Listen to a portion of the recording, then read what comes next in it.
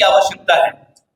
फूल तो हैं कई पर चमन एक है सितारे कई पर गगन एक है।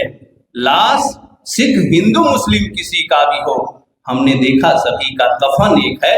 हम एक पत्र को आकार देना जो पत्रकारिता का धर्म है, और एक पत्र के बदौलत हम कार से कैसे चलें इसकी चिंता में भी रहते हैं। ऐसे लहरों से डर कर नौका पार नहीं होती, लहरों से डर कर नौका पार नहीं होती, कोशिश करने वालों की हार नहीं होती।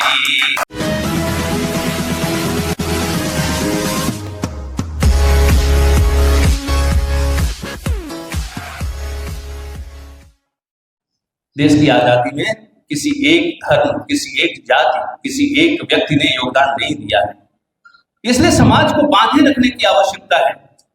फूल तो हैं कई पर चमन एक है सितारे कई पर गगन एक है। लाश सिख हिंदू मुस्लिम किसी का भी हो, हमने देखा सभी का कफन एक है। हम सब एक हैं, और ये काम समाज को एकता के सूत्र में बांधे रखने का काम हमारे पत्रकार का है।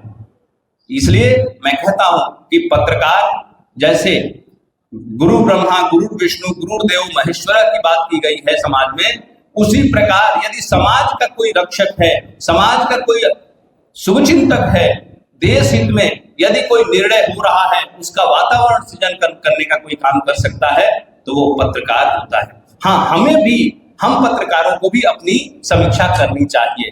दो प्रकार के पत्रकार समाज में दिखाई पड़ते हैं, और निश्चित रूप से हमें कोशिश करनी चाहिए कि जो आदर्श पत्रकार रमेश शुक्ला जी मंच पर बैठे हुए हैं, आज से 20 साल पहले जिस रूप में हम उनको देखा करते थे, आज उसी रूप में आदरणीय रमेश शुक्ला जी मंच पर बैठे हुए हैं। जो समाज की चिंता है उसकी अभिव्यक्ति देने का काम पत्रकार करता है। पत्रकार समाज में उन चिंताओं को अभिव्यक्त करता है, समाज की उन भावनाओं को अभिव्यक्त करता है जिसकी चिंता समाज में होती है। तो एक पत्र को आकार देने वाला जिसका समाज सम्मान करता है। लेकिन कुछ ऐसे भी होते हैं, क्षमा करिएगा, आप लोग ये ना सोचिएगा मैं अपने पर कह रहा हूं, मैं पत्रकारिता में रहा हूं, लगभग 20 वर्ष तक, 2 दशक तक पत्रकारिता में रहा हूं। एक पत्र को आकार देना जो पत्रकारिता का धर्म है, और एक पत्र के बदौलत हम कार से कैसे चलें इसकी चिंता में भी रहते हैं। ऐसे पत्रकारों से भी हमें बचना होगा जो पत्रकारिता की छवि को खराब करते हैं, जिनका उद्देश्य सुबह से शाम तक कैसे हम अधिकारियों के प्रलोभन, अधिकारियों के उनके प्रभाव के अंतर्गत रहें, उनको हम खुश रखें। मैं समझता हूं पत्रकारिता के वो उद्देश्य से काफी दूर होते हैं। मुझे गर्व है, मैं इधर 2011 में प्रधानाचार्य यहाँ हुआ, और तब से सारी पत्रकार बंधुओं से परिचित हूँ। वो चौरी चौरा की पत्रकारिता का मैं मन से कह सकता हूँ एक शानदार इतिहास है।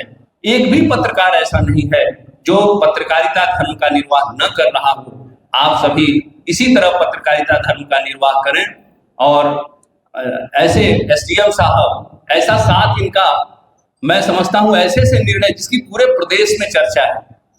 मैं अभी जाता रहता हूँ, अभी प्रधानाचार्यों का वो आगामी परीक्षा है, तो उसके पाठ्यक्रम क्या बनेंगे, मुख्यमंत्री जी के विद्यालय के प्रधानाचार्य जी को मुझे बुलाया गया था।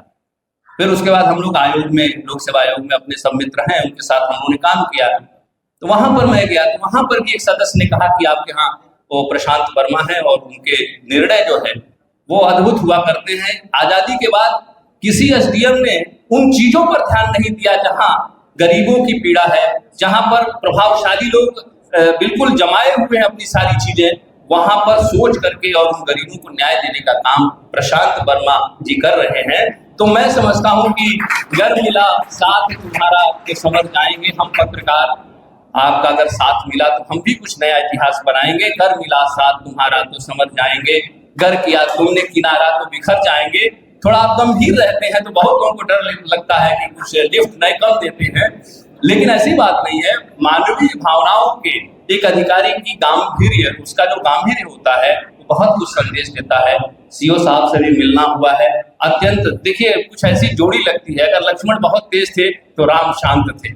सीओ साहब देखिए कितने हंसमुख हैं, एसडीएम साहब कितने भगवान राम की तरह शांत में रहते। तो राम लक्ष्मण की ये जोड़ी जो है इससे रावण रूपी विसंगतियों पर हम लोग न्याय पाएंगे, एक अच्छा पत्रकारिता में आदर्श बनाएंगे। और मैं धन्यवाद देना चाहूंगा चौरी चौरा क्षेत्र के पत्रकार बंधुओं को। मित्रों, आपके सामने मैं एक आग्रह रख रहा हूं कि आप अपना भी कार्यालय चौरी चौरा में बनावें। उसमें 51,000 रुपए अपनी तनख्वाह से मैं दूंगा और सबसे सहयोग लेकर के एक शानदार जो है अपने ग्राम दूसरे पूर्वांचल जर्नलिस्ट प्रेस क्लब एक कार्यालय भी होना चाहिए, जहां हम कभी कभी ऐसे अधिकारियों को बुला करके अपने पत्रकारिता से जुड़ी समस्याओं को देखिए, कोशिश अच्छा काम करने की कोशिश होनी चाहिए। मैं अपना उदाहरण तो नहीं दूंगा कि शिष्य रहे, वह बताते हैं उनके संघर्षों को, और मैंने अपने पिताजी से प्रेरणा लिया कि मुझे जीवन में अच्छा काम करना है। और एक सामान्य शिक्षक होते हुए आयोग में भी जब मैं 18 से 22 मुझे मुख्यमंत्री जी ने 2 टर्म दिया। एक टर्म कोविड का था, मैं उनके पास गया, हमने कहा महाराज जी अभी तो उन्होंने काम शुरू किया, अभी पूरा कंप्यूटराइजेशन करने की मेरी इच्छा थी।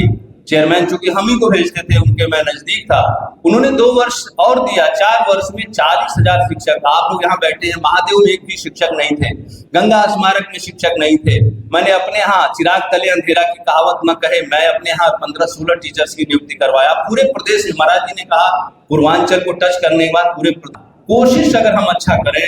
और राजनंद पांडे जी ने कहा कि आपकी वो कविता जो आप बच्चों को अपने पढ़ाते हैं, हम लोगों को भी आप लोग वो जानते हैं, वो कविता अगर अनुमति हो तो मैं सुनाऊंगा ये बार बार, तो उसको सुना करके, क्योंकि पर मुझे बैठा दीजिए। तो राजा ने कहा इसका क्या मतलब?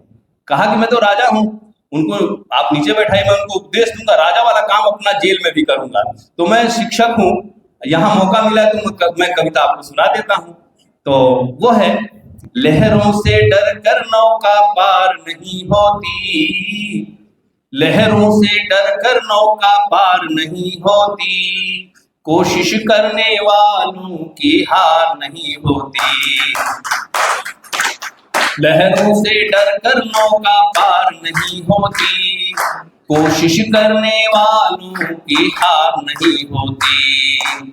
नन्ही चींटी जब दाना लेकर चलती है, आप ताली बजाएंगे तो शायद ध्यान भटक जाएगा, आप ध्यान दीजिए, बहुत अच्छी। ये बचपन से ही मैं इस कविता के बल पे आज जो खड़ा हूँ, इस कविता के बल, सोहनलाल द्विवेदी जी की है। कई लोग कहते हैं अमिताभ बच्चन के पिताजी की एक कविता है हरिवंश राय जी की, लेकिन ये सोहनलाल द्विवेदी जी की है कि नन्ही चींटी जब दाना लेकर चलती है, चढ़ती दीवारों पर 100 बार फिसलती है, मन में उत्साह रगों में साहस भरता है, चढ़कर गिरना गिरकर चढ़ना नहीं अखरता है, आखिर उसकी मेहनत बेकार नहीं होती, कोशिश करने वालों की हार नहीं होती। लहरों से डर कर नौका पार नहीं होती, कोशिश करने वालों की हार नहीं होती। और गोताखोर समुद्र में जाता है, आपको बताऊं 1000 बार से अधिक जाता है, तब जाकर के मोती उसको मिलता है, वो हार नहीं मानता है।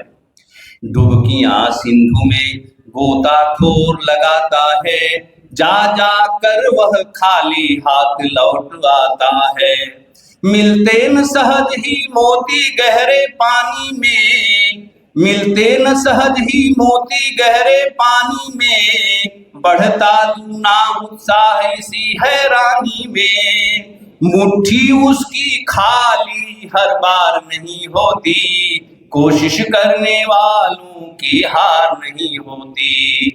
लहरों से डर कर नौका पार नहीं होती, कोशिश करने वालों की हार नहीं होती। असफलता मुख्य लाइन जो है इस पूरे कविता का सार, हम सब असफल होते हैं, घबरा जाते हैं। असफलता एक चुनौती है, स्वीकार करो, क्या कमी रह गई सोचो और विचार करो, जब तक न सफल हो चैन नींद की त्यागो तुम, जब तक न सफल हो चैन नींद की त्यागो तुम, अरे संघर्षों का मैदान छोड़ मत भागो तुम, कुछ किए बिना ही जय जयकार नहीं होती, कोशिश करने वालों की हार नहीं होती। लहरों से डर कर नौका पार नहीं होती, कोशिश करने वालों की हार नहीं होती। बहुत बहुत धन्यवाद।